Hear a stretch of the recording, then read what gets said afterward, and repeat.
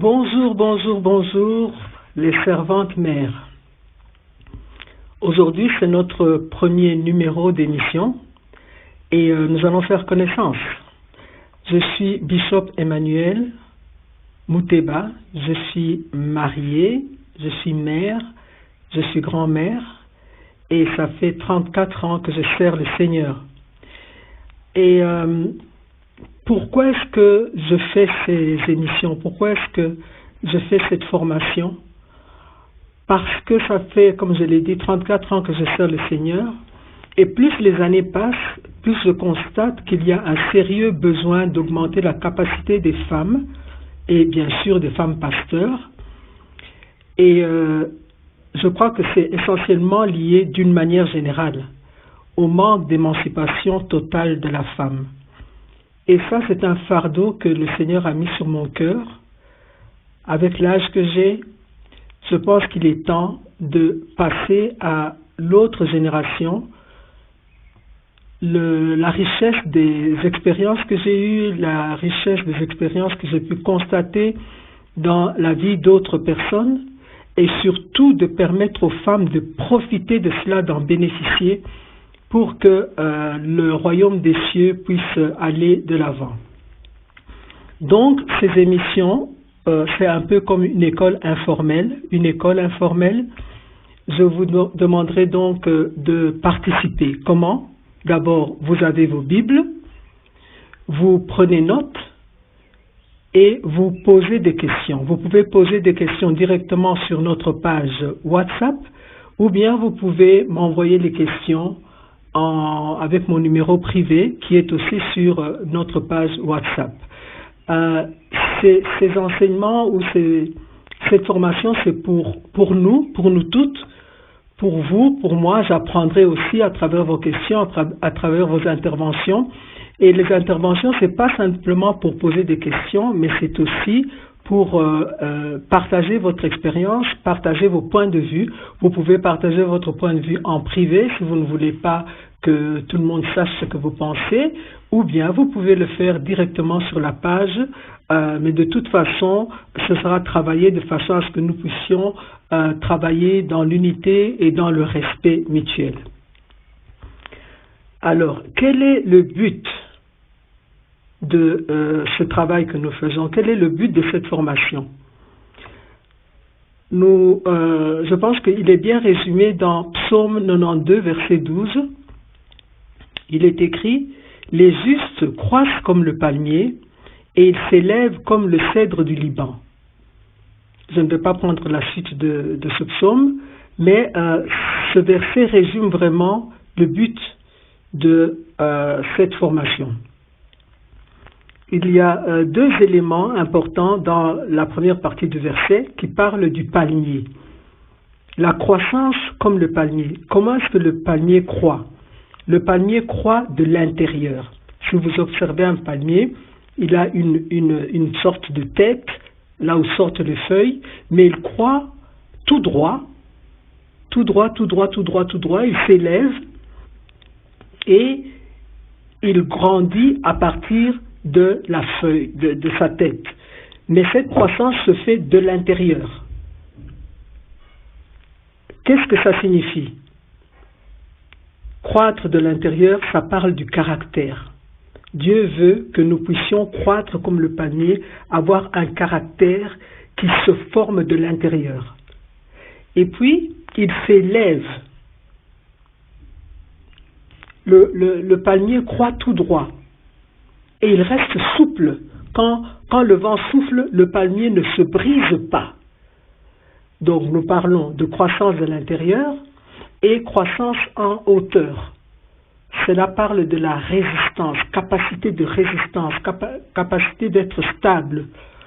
C'est un caractère, un des buts que nous poursuivons dans cette formation, c'est que les pasteurs, les femmes pasteurs, croissent de l'intérieur, qu'elles aient un caractère qui correspond à la volonté de Dieu et qu'elles soient stables, qu'elles aient un caractère stable, qu'elles ne se laissent pas emporter par tous les vents qui soufflent, toutes les doctrines qui soufflent. La suite du verset parle de s'élever comme le cèdre du Liban. Le cèdre du Liban, j'ai un peu relu les caractéristiques de cet arbre. Le cèdre du Liban peut avoir entre 9 et 24 mètres de largeur. Imaginez un arbre qui a 24 mètres de largeur. Et en hauteur, il peut aller de 12 à 30 mètres. Alors imaginez un arbre qui a une largeur de 24 mètres et qui a une hauteur de 30 mètres. Voilà ce que Dieu attend de nous. La largeur parle de la force, de l'assurance, de la stabilité, que nous soyons fortes, que nous soyons assurés de là où se trouvent nos racines en Christ et que nous soyons stables. La longueur et la largeur parlent aussi de l'influence par la taille. Quand on voit, on est très loin, on peut voir de loin un arbre qui mesure 30 mètres, ça se voit. Et en plus, le feuillage du cèdre est très touffu, il est très large. Il s'étend sur plusieurs mètres autour de l'arbre. Et ça veut dire que ça procure de l'ombre et du repos. C'est ainsi que nous, les femmes servantes, mères, nous devenons des mères des nations parce que sous notre feuillage, beaucoup de gens viennent chercher de l'ombre, beaucoup de gens vont venir chercher du repos. Donc, un des buts de ce travail que nous faisons, de cette formation, c'est que nous puissions croître de l'intérieur, que nous puissions être stables, que nous puissions avoir l'assurance de nos racines et que nous ayons l'influence par notre taille. Les gens voient, ils sont attirés parce qu'ils savent que là, ils vont trouver de l'ombre. J'espère que vous me suivez, que Dieu vous bénisse. Alors, où se situe le ministère pastoral? Le ministère que nous exerçons, le ministère avec lequel Dieu nous a oint, le ministère pastoral. Allons dans Éphésiens, chapitre 4, versets 11 à 15. Il est écrit, j'espère que vous avez trouvé, il est écrit, je lis, et il a donné les uns comme apôtres, les autres comme prophètes, les autres comme évangélistes, les autres comme pasteurs et docteurs, pour le perfectionnement des saints, en vue de l'œuvre du ministère et de l'édification du corps de Christ, jusqu'à ce que nous soyons tous parvenus à l'unité de la foi et de la connaissance du Fils de Dieu, à l'état d'homme fait, à la mesure et à la stature de Christ, afin que nous ne soyons plus des enfants, flottant et emportés à tout vent de doctrine par la tromperie des hommes, par leur ruse dans les moyens de séduction, mais que, professant la vérité dans la charité, nous croissions à tous égards en celui qui est le chef, Christ. Donc, nous sommes, vous et moi, nous sommes oints par Dieu comme pasteurs. Ça veut dire que Dieu nous a donné, nous, comme don à l'Église. Nous sommes des dons vivants que Dieu a donnés pour l'édification, pour le perfectionnement des saints. Et les saints, c'est ceux qui sont autour de nous, ceux qui font partie de notre groupe, de notre bergerie, de notre Église. La Bible parle de l'édification. Édification du corps de Christ. C'est comme un édifice, comme un building, comme une maison que l'on construit. On y place des pierres. Et cet édifice, s'il n'est pas uni, eh bien, il va s'effondrer. Il ne tiendra pas, il y aura des vents, il y aura des tempêtes, cet édifice va s'effondrer. Donc, notre rôle, c'est de former les gens afin qu'ils forment un édifice fort, afin qu'ils soient unis dans la foi, qu'ils deviennent des êtres, des hommes et des femmes mûrs à la stature de Christ, à l'image de Christ. Que même quand il y a des vents, qu'il ne soit pas emporté par tous les vents de doctrine. Rappelez-vous l'image du palmier. Il est souple, mais il reste sur place. Il ne se déracine pas pour aller s'enraciner quelque part d'autre dans une autre doctrine. Et dans cet édifice, chacun a un rôle à jouer, chacun a une responsabilité. Et celui qui aide à construire l'édifice et les briques qui sont là. Donc, l'échec de cet édifice ne tombe pas nécessairement uniquement sur le pasteur ou celui qui a été oint. Parce que c'est un travail de communauté. Nous allons mieux développer cela plus tard. Alors, j'aimerais que nous puissions lire aussi, pour bien comprendre la place de ce ministère pastoral, que nous lisions également Éphésiens chapitre 2, versets 20 à 22. Attendez que j'ouvre Éphésiens chapitre 2. Éphésiens chapitre 2, verset 20 à 22. Il est écrit: vous avez été édifiés sur le fondement des apôtres et des prophètes, Jésus-Christ lui-même étant la pierre angulaire. En lui, tout l'édifice, on parle encore d'édifice ici, bien coordonné, s'élève pour être un temple saint dans le Seigneur, et en lui, vous êtes aussi édifiés pour être une habitation de Dieu en esprit. Tout se fait sur la fondation, sur le fondement des apôtres, le fondement des prophètes, et Christ est la pierre angulaire. Ce que je veux ici souligner ici, c'est le mot fondement. Nous bâtissons sur un fondement. Et ceux que nous formons bâtissent aussi sur nous. J'aimerais que nous ayons cette image et que nous comprenions, parce qu'ici nous allons parler de nous en tant que servantes. Un serviteur n'est pas plus grand que son maître. Or, Jésus-Christ s'est mis au coin de la fondation. Et nous construisons sur les apôtres, nous construisons sur la fondation laissée par les apôtres et par les prophètes. Ça veut dire que nous faisons aussi partie de la fondation. Ceux que nous formons viennent construire sur la fondation que nous avons placée. Ceux qu'eux vont former, ils vont aussi construire sur cette fondation. Donc nous allons de bas vers le haut. Et celui qui est tout en haut, c'est notre Dieu. Qu'est-ce que je veux dire par là? Je veux dire que il ne faut pas demander à quelqu'un: tu sers en dessous de qui? Je pense que sur base de ce passage que nous venons de lire, nous devons plutôt demander aux gens: sur qui tu construis, sur la fondation de qui?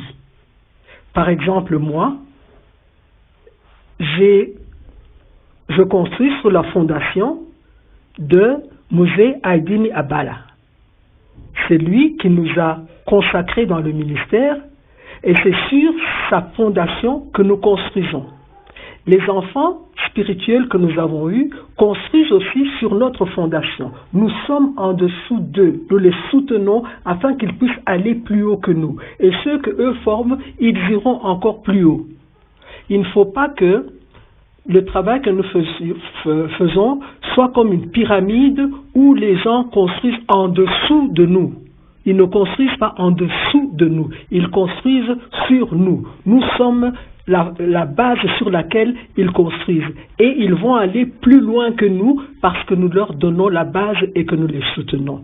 Nous sommes donc des serviteurs, non seulement au service de Dieu qui nous a oints, mais au service du peuple qu'il a placé sous notre responsabilité.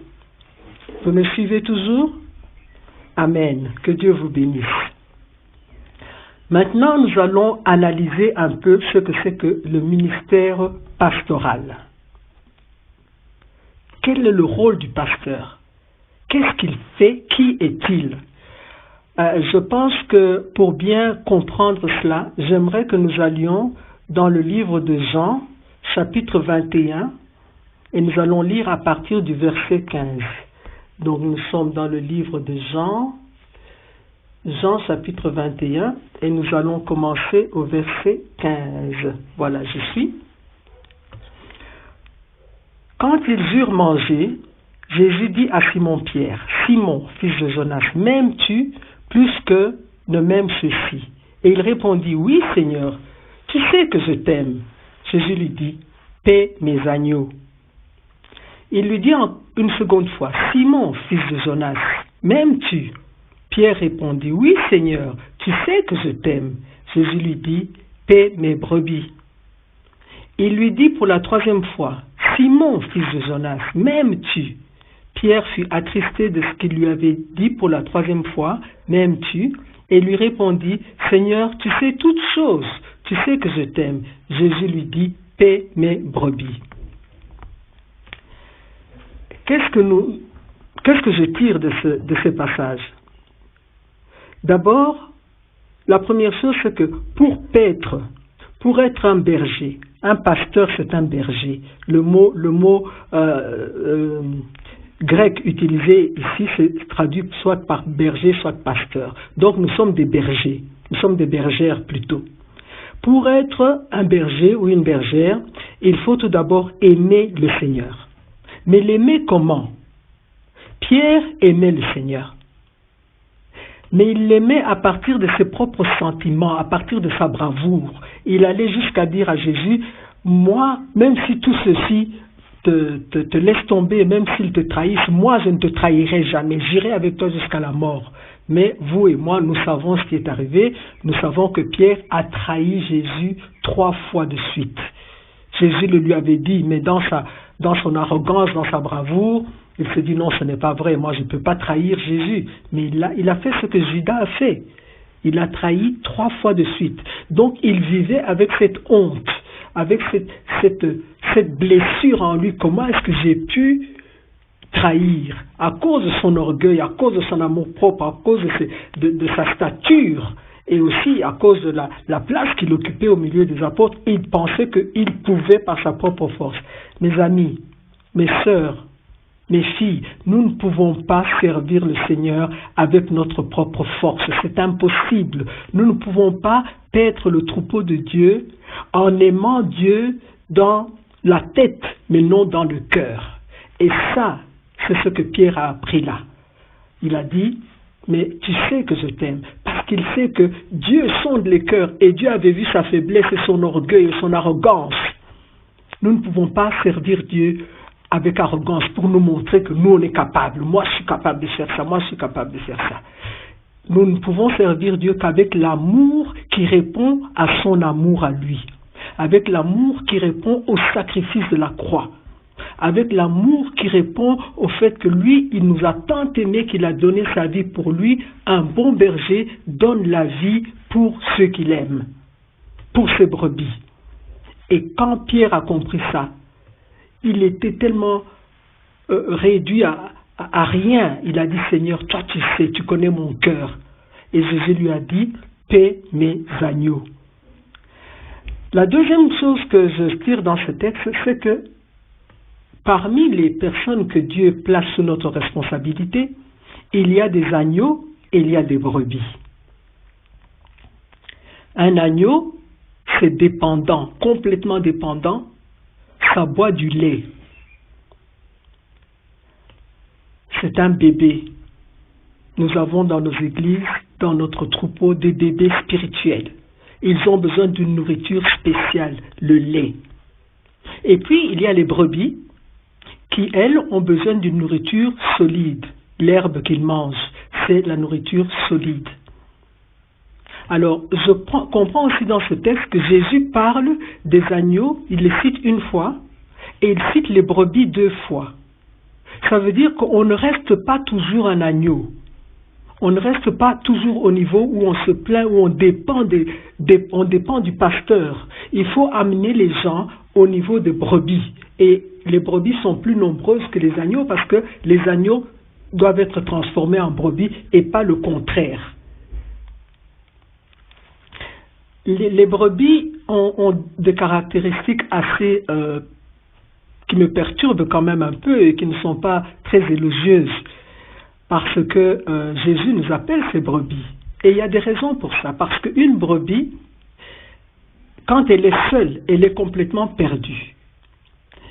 Il y a l'instinct grégaire qui fait que les brebis, quand elles sont ensemble dans un troupeau, elles se retrouvent. Mais quand la brebis est éloignée du troupeau, elle est complètement perdue. Et les brebis sont très très dépendantes. Il faut les surveiller tout le temps. Elle peut être là en train de manger, de brouter l'herbe, et elle ne voit pas ce qui se passe avec le troupeau. Le troupeau s'éloigne, et quand elle relève la tête, tout le monde est parti, tous les compagnons sont partis, et la brebis se retrouve complètement perdue. Alors, une autre caractéristique de la brebis, c'est qu'elle n'a pas un instinct pour rentrer d'où elle vient. Elle n'a pas un instinct pour retrouver son chemin et rentrer à la maison, dans le troupeau. Elle va errer jusqu'à ce qu'elle va mourir. C'est ainsi que il faut s'occuper des brebis perdues parce qu'elle ne saura jamais revenir à la maison toute seule. Et c'est pour ça que Jésus est venu nous chercher. Et c'est le rôle que nous devons jouer. Je ne voudrais pas faire des émissions trop longues. Voilà, j'ai parlé à peu près pendant 21 ou 22 minutes. Je vais m'arrêter là. La semaine prochaine, nous allons continuer à comprendre ce que c'est que le ministère du berger. Nous allons aller en profondeur et nous allons exploiter Psaume 23. Parce que c'est ça que le Seigneur a mis dans mon cœur quand je priais pour ces leçons. Et il m'a dit que le rôle du berger est très bien décrit dans Psaume 23. Alors la semaine prochaine, nous allons nous retrouver dans Psaume 23. Que Dieu vous bénisse. J'attends vos questions, j'attends vos interventions, j'attends vos commentaires. Je suis vraiment mon cœur est en feu en faisant cette émission parce que je sens que le Saint-Esprit est en train de nous parler, le Saint-Esprit est en train de nous guider et le Seigneur va faire un grand travail et en moi et en vous pour la gloire de son nom. J'aimerais terminer en priant. Seigneur, je veux te dire un grand merci parce que tu nous aimes, parce que tu aimes les femmes, parce que tu veux que les femmes que tu as ointes pour ton service soient réellement formées, non pas nécessairement en allant à l'école biblique, non pas nécessairement en faisant des cours de théologie, mais formées par le meilleur enseignant qui est le Saint-Esprit. Merci de nous conduire, merci de nous guider, merci de parler au cœur de chacune de nous pour nous donner la soif de mieux te connaître, pour nous donner la soif de croître dans ton amour et de porter du fruit qui t'honore, d'être des bergères, d'être des pasteurs qui glorifient le nom de Jésus-Christ sur cette terre. Que l'honneur, la gloire, la majesté te reviennent à toi seul, notre Seigneur et notre Sauveur Jésus-Christ. Amen.